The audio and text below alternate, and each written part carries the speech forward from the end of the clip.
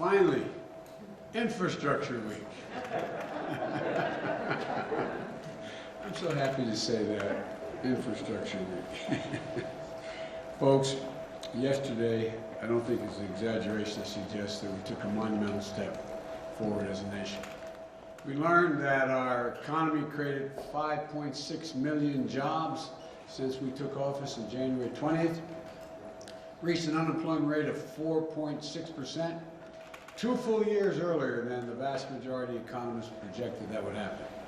And we're just getting started. We did something that's long overdue, that long has been talked about in Washington, but never actually been done. The House of Representatives passed an Infrastructure Investment and Jobs Act. That's a fancy way of saying a bipartisan infrastructure bill. A once-in-a-generation investment that's going to create millions of jobs, modernize our infrastructure, our roads, our bridges, our broadband, a whole range of things, to turn the climate crisis into an opportunity. And it puts us on a path to win the economic competition of the 21st century that we face with China and other large countries and the rest of the world.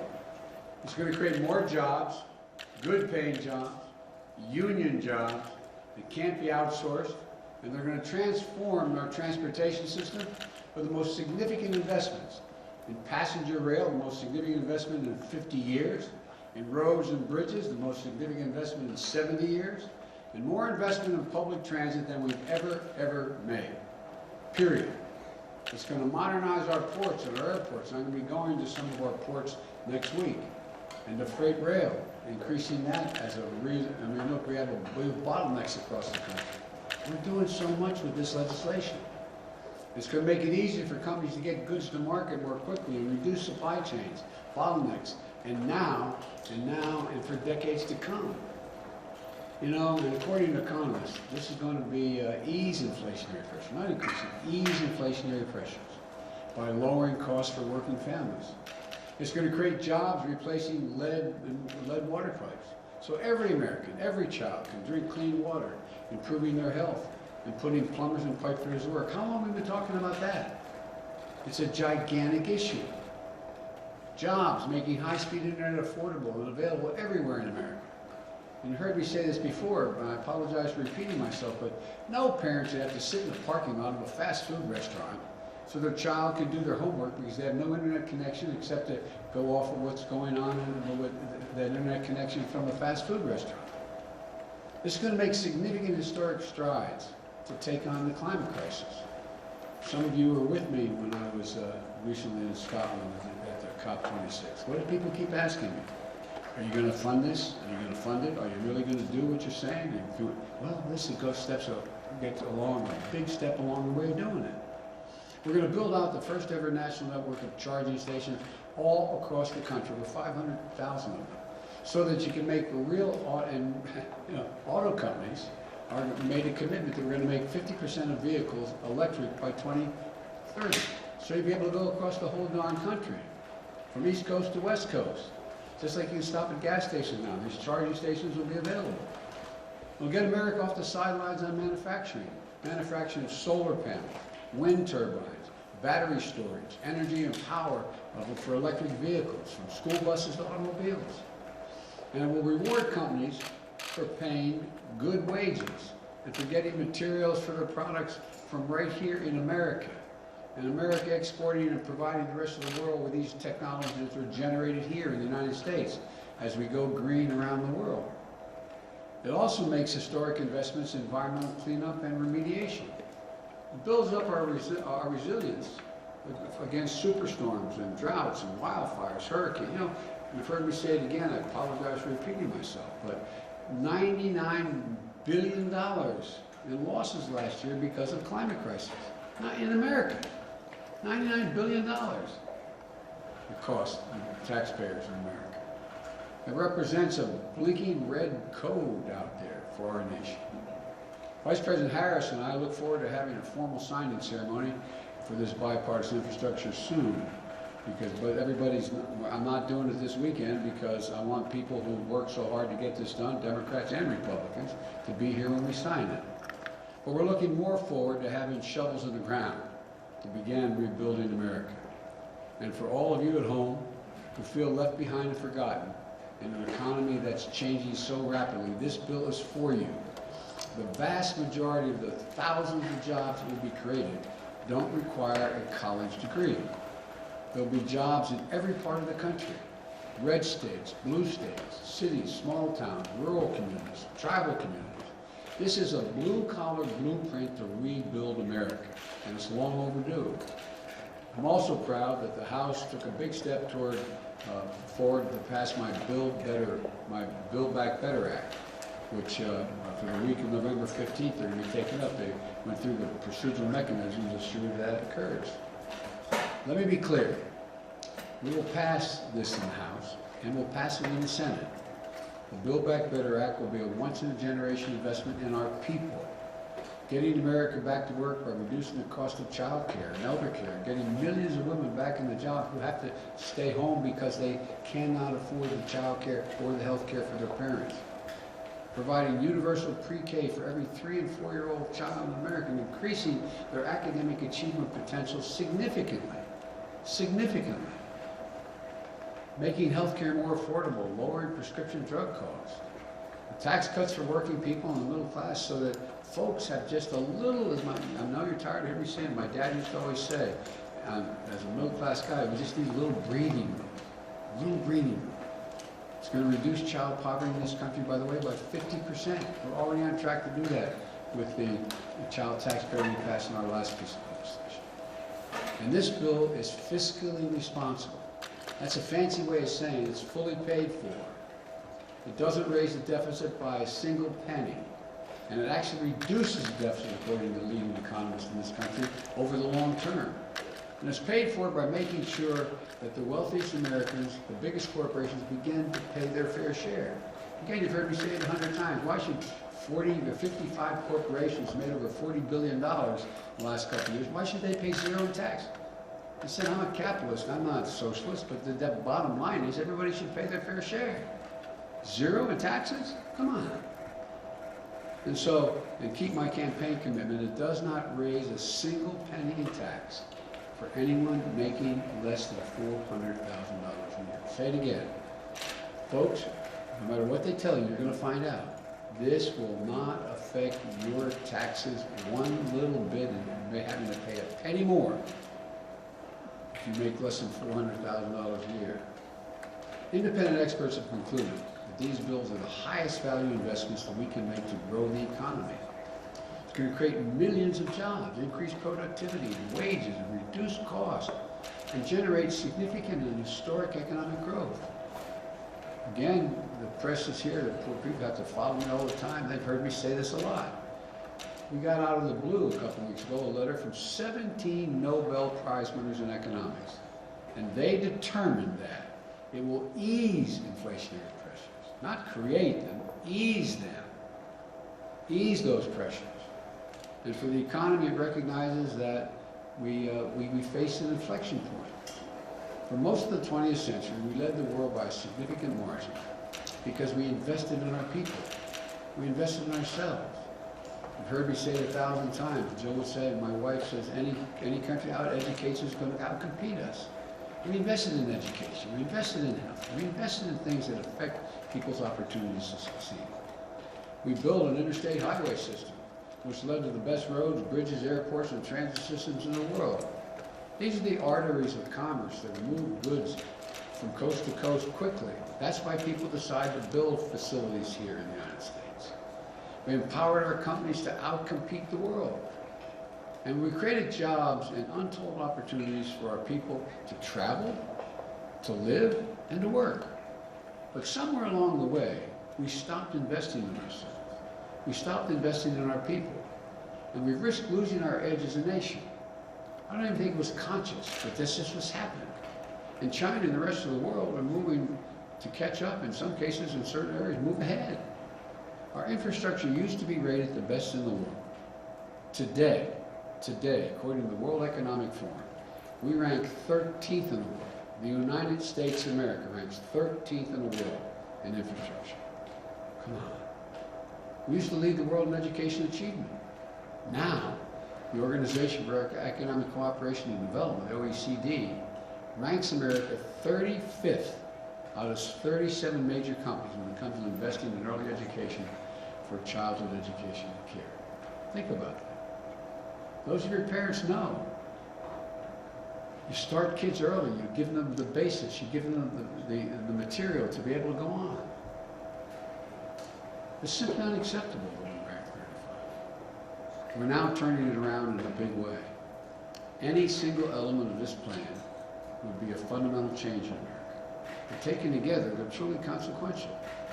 Again, I will have more to say about this soon, but when we have the bill signing, I'll be able to thank everyone in the Senate and the House for their leadership. I hesitate to start now, I'll leave somebody out, and I want to make sure everybody who's a part of this gets credit for it. But for now, I want to quickly thank members of the House who worked so hard to get some of this done. Speaker Pelosi, Steny Hoyer, Jim Clyburn, progressive leaders, moderate leaders, Democrats, Republicans. They in fact worked together. It was like, as I saw, someone told me, my staff this morning, that on one of the programs this morning, they said, well, we finally, the sausage is made. Well, it is a process. You all know it. You're all pros. You cover it. The American people have made clear one overwhelming thing, and I really mean it. All the talk about the elections and what do they mean, they want us to deliver. They want us to deliver. Democrats, they want us to deliver. Last night, we proved we can. On one big item, we delivered. I want to close with this. For much too long, working people in the middle class of this country have been dealt out of the promise of America. That sounds like hyperbole, but I really mean it. Some of you may remember when I ran, I was legitimately, it was appropriate to be criticized. I'm not complaining about being criticized. But when I said I was running for 3 reasons, I wanted to restore the soul of America, bring back some decency and honor in the way in which we dealt with one another. The second reason was to rebuild the backbone of the country, the middle class. The wealthy are value added to the country, but they didn't build the country. Hard-working middle-class folks are the ones that built this country. They're the ones that built, they're the ones that built the backbone of the country. And what I decided to do was I said we have to begin to build the economy from the bottom up and the middle out. Well, folks, that hadn't been the case. I'm so tired about trickle-down economic theory that I'm trickled out. The idea that, and I asked the rhetorical question, when the middle class has done well, when do the wealthy have never have it? When any time the wealthy not done extremely well as well? I mean, come on. We've got to give working folks a real chance. A chance. And so, folks, there's an awful lot more to say about this, but today I think has just been a good day. It's time to deal folks back in. As you've heard me say it again, I make no apologies for it. These bills in fact are the 2 bills we're talking about, the Build Back Better bill, which we're going to be working on now, and this bill, are all designed to give ordinary people a fighting chance to begin to sort of level the playing field just a little bit, not punish anybody. I've long said it's never ever been a good bet to bet against the American people. Never. And that, what it really means is, bet on the American people. Give them a shot. Give them a shot. That's what these plans do. They bet on average Americans. They believe in America. They believe in the limitless capacity of the American people. If you look at the history and the journey of this nation, what becomes crystal clear, not a joke, given half a chance, the American people never, ever, ever, ever, ever, ever let their country down. We're about giving them a full chance this time. And when we do, there's going to be no stopping us. I truly believe that 50 years from now, folks are going to look back and say, this was the moment, this was the period, this year and the next couple of years, when America decided to win the competition of the 21st century, to get in the game full bore. So my message to all the American folks is, let's get to work. Let's get this done. God bless you all, and may God protect your troops, and I'll take a few questions. To what extent did the election result will help propel this bill to the finish line? And how were you able to bridge the gap last night between moderates and progressives? Well, you know, I'm not being facetious with the answer I'm about to give you, but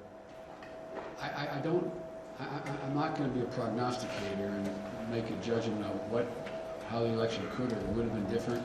Each state is different, and I don't know. But I think the one message that came across was get something done. It's time to get something done. Stop talking. Get something done. And so I think, again, that's what the American people are looking for. And I think it's a legitimate, and when you ask how we were able to bring things together, well, you know,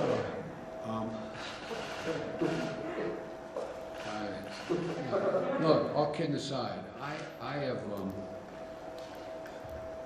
I believe everybody in the process is entitled to be treated with respect.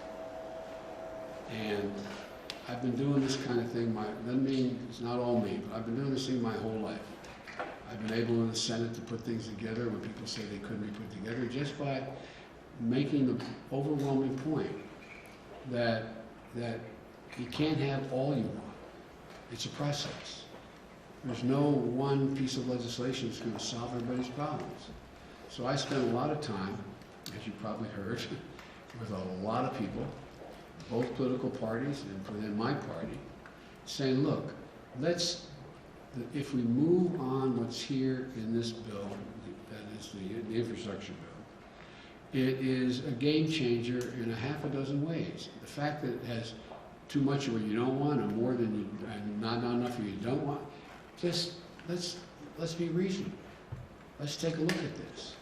Let's do what we all agree at a minimum is in the interest of the American people. And if you want to add more, we can fight about it later.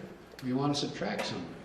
I've never voted for a major piece of legislation, an omnibus bill, that I was for every piece of it. People say, well, how do I explain this? I said, well, you explain to the American, your constituency, and I'm not telling you how to do it, but you go home and say, this is what it did. It had one piece in here, there's not enough money for this, or there's too much money for that, but overall, this has been a gigantic benefit to my congressional district. And so I spent a lot of time taking questions from both, and by the way, everybody at the end of the day, I have to admit, dealt with me fairly. I mean, they were, and part of the process, and it's probably more than you need to know, but part of the process is getting to know all the people personally again. I've been out of government for 4 years. I used to do this every day. I used to know about everybody's district I was working with when I was vice president. I know them. I call up and say, hey, Charlie, or Harry, or Mary. And so it's getting to know a lot of these people, to build trust. Because everything I say I'm going to try to do, I will try to do. And I think that's also part of the process. And so hopefully it can continue. Mr. President, you just alluded to it there, Mr. President. 2 questions. You are arguably the most legislatively experienced president we've ever seen, but to get this first agenda item over the finish line, you need Republican votes. Sure. You are not going to have Republican votes, though, for your Build Back Better agenda. Isn't it doomed? And then my second question, Mr. President, OPEC Plus has snubbed your call to pump more oil. When will you respond with an SPR release? Well, first of all, I'm not anticipating that OPEC would respond, that Russia and or Saudi Arabia would respond. They're going to pump some more oil. Whether they pump enough oil is a different thing. There are other tools in the arsenal that we have to deal with dealing with other countries at an appropriate time. I will talk about it, that we can get more energy in the pipeline, figuratively speaking. And I don't start off with any assumption that I can't get anybody to vote for anything. And so, I mean it sincerely. I think what's going to happen is we're going to see what happens in the Senate and whether or not I need only Democratic votes, which is likely, which is a likely outcome. And the question is, can I get all of those votes? This is a process. And all along, you told me I can't do any of it anyway. From the very beginning, no, come on, be honest, okay? You didn't believe we could do any of it. And I don't blame you. Because you look at the facts, you wonder how this is going to get done. But I think there's a dawning on the part of a lot of people, whole elective office, that if you get some of this done, things are better for them as well as everybody else. And I'm sure there's some calculations saying, well, Biden gets this other bill, and he's going to be moving too fast, and it's going to hurt, the Democrats can be doing too well. That's why I think we have to try to figure out how to make the case across the board as to, there's a lot of things we have to tackle yet. So. Mr. President. Mr. President. Have you gotten assurances from moderate Democrats in the House and Senate that they are going to vote for your Build Back Better plan now that what they really wanted, the infrastructure bill, has passed? I'm not going to answer that question for you, because I'm not going to get into what made what commitments to me. I don't negotiate in public, but I feel confident. That we will have enough votes to pass the Build Back Better plan. What gives you that confidence? What gives you that confidence? Me. Mr. President, you were forced to scrub paid family leave from your framework a couple of weeks ago. I'm sorry? You were forced to pull paid family leave from the framework you released a couple of weeks ago. The House is putting it back in. Can you keep it in this bill when it makes its way to the Senate? Time will tell.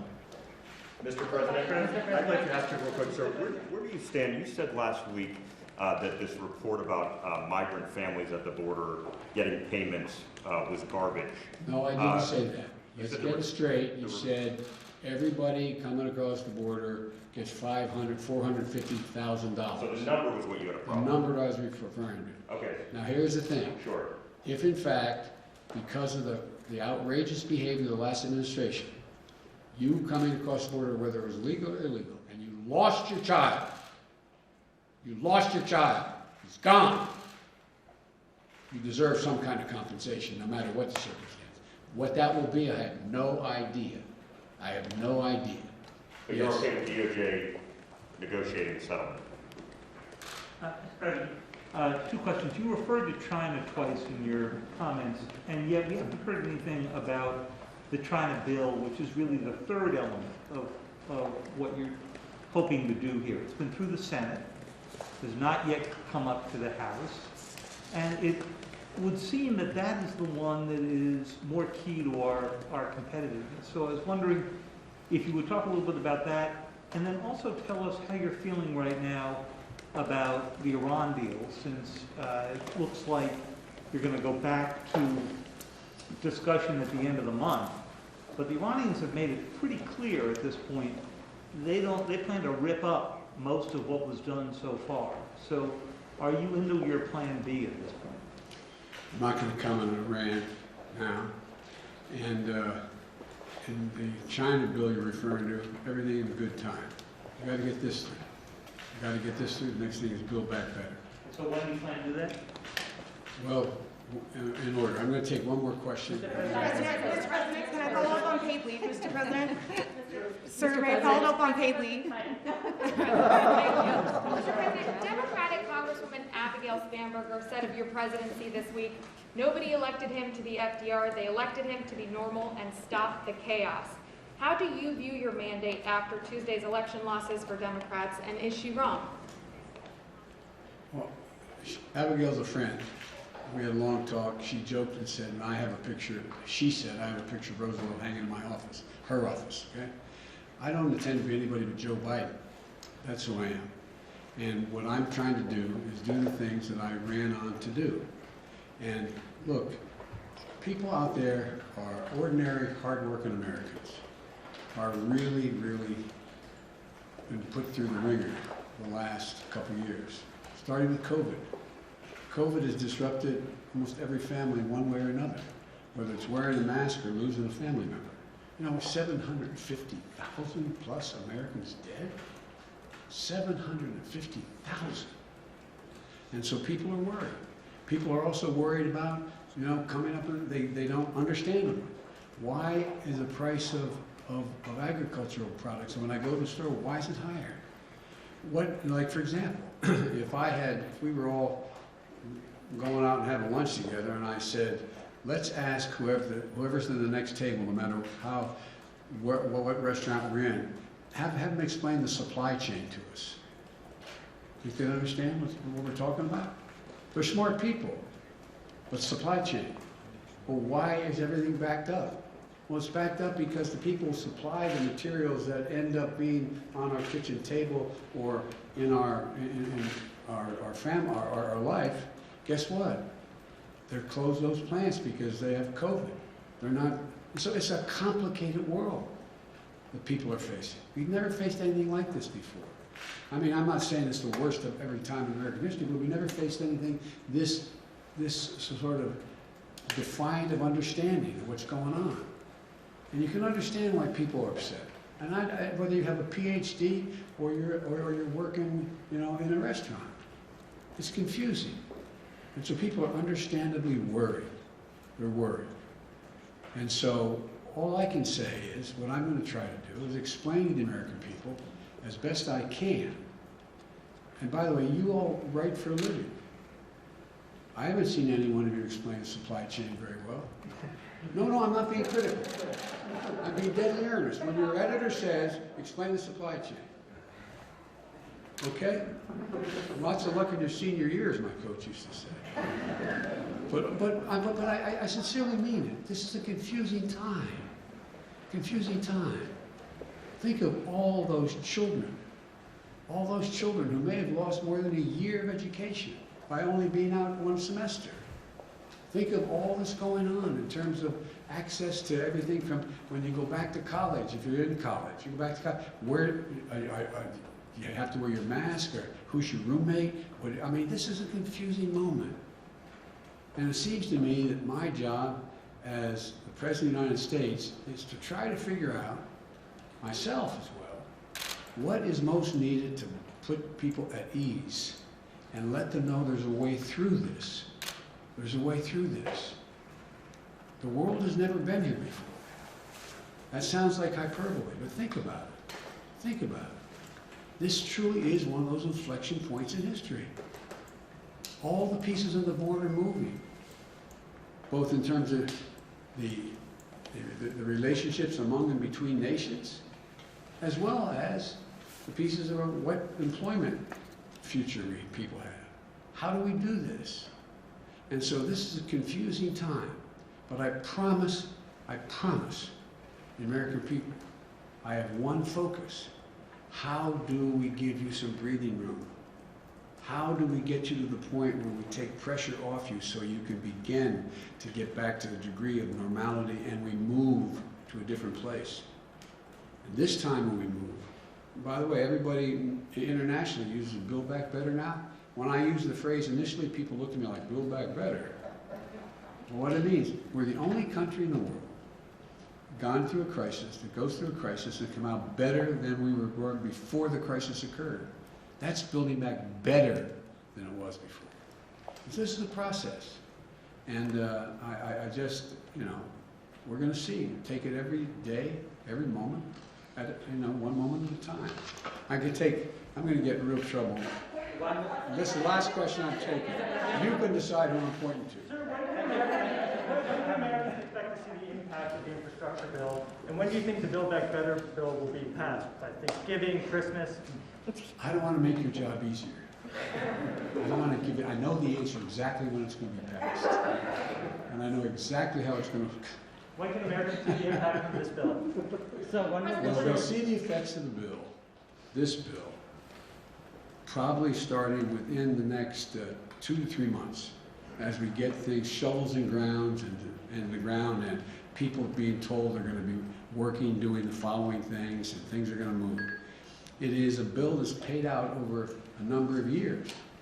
And so, but the biggest thing it does is give people you're going to have people going, oh, okay, well, I guess I'm going to be able to keep my job, or I'm going to be able to get a job doing that, or I'm moving.